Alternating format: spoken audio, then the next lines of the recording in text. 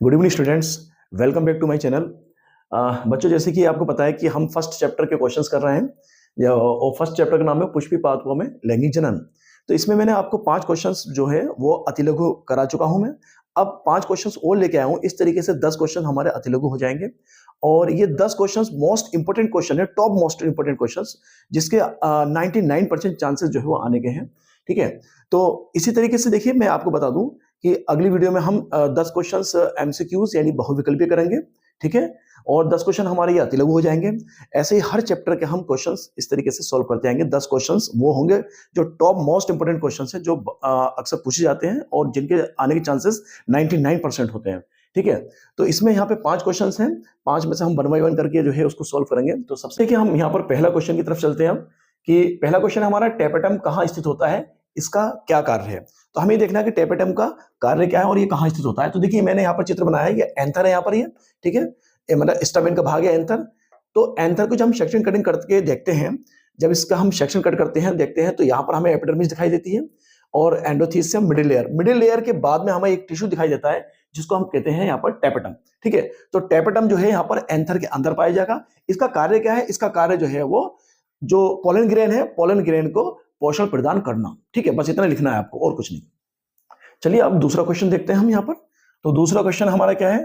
भ्रूणपोष केंद्रक का निर्माण किस प्रकार होता है? भ्रूणपोष मतलब कि एंडोस्पर्म। तो यहाँ पर आप देखते हैं एक डायग्राम मैंने ये बनाया ओव्यूल का, यानी कि बीजांड का।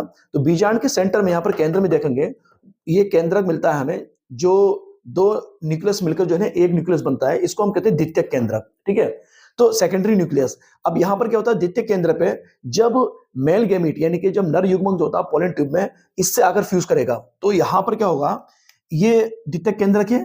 जब इसके बाद में इसके साथ जब नर युग्मक आकर फ्यूज करेगा तो बनेगा हमारा भ्रूणपोष। क्या बनेगा बच्चों? भ्रूणपोष यानी कि एंडोस्पर्म। ठीक है, अब यहाँ पर हम देखें इसकी प्लॉइडी क्या होती है, यानी कि ये कैसा होता है। तो देखिए, ये तो यहाँ पर डिप्लॉइड है द्वितीयक केंद्रक, और नर युग्मक जो है ये होगा हेप्लॉइड। तो 3 यहाँ पर 2n + n बराबर हो जाएगा 3n। ठीक है, यानी कि ट्रिप्लॉइड। तो यहाँ पर क्या है, त्रिगुणित बोलते हैं इसको, त्रिगुणित।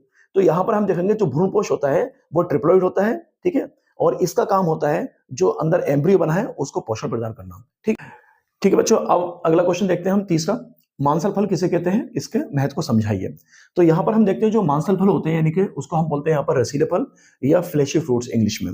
ठीक है, ये ऐसे फल होते हैं जो गूदेदार होते हैं, जिनमें पल्प होता है, और इनकी जो फलभित्ति होती है वो 3 फलभित्तियों में डिवाइडेड होती है। जैसे कि बाहरी फलभित्ति जिसको हम कहते हैं बाह्य फलभित्ति, फिर मध्य फलभित्ति और अंत फलभित्ति। ठीक है, तो जैसे आम का एक एग्जांपल लिया था हमने, तो उसमें जो मध्य फलभित्ति थी वो पल्पी थी, यानी उसको गूदेदार थी, वो खाते थे। अब इनमें जो पल्प होता है, जो गूदा होता है, वो इसलिए होता है कि जीव जंतु उसको खाएं और खाने के बाद में जो है ना, उसका जो सीड है उसका परिकीर्णन करें, है ना। तो गूदा इसलिए होता है, फल इसमें पल्प इसलिए होता है कि इसका जो है वो इनके बीजों का परिकीर्णन यानी डिस्पर्सल आसानी से हो जाए। ठीक है बच्चों, चलिए अब आगे बढ़ते हैं और चौथा क्वेश्चन देखते हैं। गेहूं के 100 दाने बनाने के लिए कितने अर्धसूत्री विभाजन की आवश्यकता होगी? तो यहां पर आप देखेंगे, ये डायग्राम देखिए, ये ओव्यूल बनाया मैंने। ओव्यूल यानी कि वो स्ट्रक्चर होता है जो निषेचन के बाद में बीज में बदल जाता है। ठीक है, अब यहाँ पर इसके अंदर क्या प्रक्रिया चलती है, जैसे ये यहाँ पर एक टिश्यू होता है न्यूसेलस। न्यूसेलस में कुछ कोशिकाएं होती हैं जो एमएमसी की तरह कार्य करती हैं, यानी कि गुरु बीजाणु मात्र कोशिका, यानी कि मेगास्पोर मदर सेल की तरह कार्य करती हैं।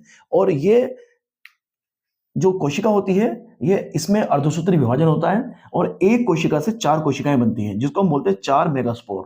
ठीक, अब इस 4 मेगास्पोर में क्या होता है कि 3 मेगास्पोर तो डिजेनरेट हो जाते हैं, यानी कि वो मतलब जो है विकटित हो जाते हैं, और केवल एक ही मतलब मेगास्पोर बचता है, और उसको हम बोलते हैं यहाँ पर फंक्शनल मेगास्पोर, यानी कि कार्यात्मक मेगास्पोर। ठीक है, और ये एक फंक्शनल मेगास्पोर एक सीड का निर्माण करता है। ठीक है, एक सीड का। तो हम यहाँ पे कह सकते हैं कि एक एमएमसी से एक सीड बनेगा, एक बीज बनेगा, लेकिन विभाजन कितने हुए? केवल एक। तो यहां पर हम कह सकते हैं एक एमएमसी से एक सीड बनेगा और एक अर्धसूत्री विभाजन होगा। ठीक है, तो अब क्वेश्चन क्या कह रहा है? क्वेश्चन में पूछना है कि 100 दाने बनाने के लिए, यानी 100 सीड बनाने के लिए। तो सीधी सी बात है भाई, एक सीड बनाने के लिए जो है वो एक अर्धसूत्री विभाजन हो रहा है, तो 100 सीड बनाने के लिए 100 अर्धसूत्री विभाजन की आवश्यकता होगी। तो बच्चों, फिर आप लास्ट वाला क्वेश्चन लेके चलते हैं कि यह यदि किसी पौधे के परागकण में गुणसूत्रों की संख्या 21 है, तो उसके एग और जाइगोट में गुणसूत्रों की संख्या कितनी होगी? ठीक, तो यहां पर हम देख लेते हैं, यह हमारा परागकण है। ठीक है, परागकण जो होता है हमेशा याद रखिएगा, परागकण जो होता है वो होता है अगुणित। अगुणित मतलब हैप्लॉइड, यानी कि n, उसमें जो गुणसूत्र होंगे वो n होंगे। तो यहाँ पर गुणसूत्र n यानी कि n बराबर कितना 21 दे रखा है यहाँ पर कि गुणसूत्र कितने 21 है, तो n बराबर 21 होगा। अब ये कह रहा है कि इसके एग में कितने गुणसूत्र होंगे, तो एग हमेशा ध्यान रखिएगा, एग यानी कि जो अंडा होता है वो भी अगुणित होता है, ठीक है, उसमें भी गुणसूत्र जो होते हैं वो n होते हैं। और जो जाइगोट होता है वो हमेशा डिप्लॉइड होता है, यानी कि द्विगुणित होता है, और उसमें गुणसूत्र की संख्या 2n होती है। तो n जो है यहाँ पर एग जो n बराबर है वो 21 है, तो इसके अंडे में भी गुणसूत्र की संख्या कितनी होगी 21। लेकिन जो जाइगोट है ये 2n होता है, इनके डिप्लॉइड होता है, तो इसमें इसकी जो गुणसूत्र की संख्या है वो डबल हो जाएगी, यानी कि इसमें हो जाएगी 42, ठीक है। तो ये एग में हो गई गुणसूत्र की संख्या 21 और जाइगोट में हो गई 42, ठीक है।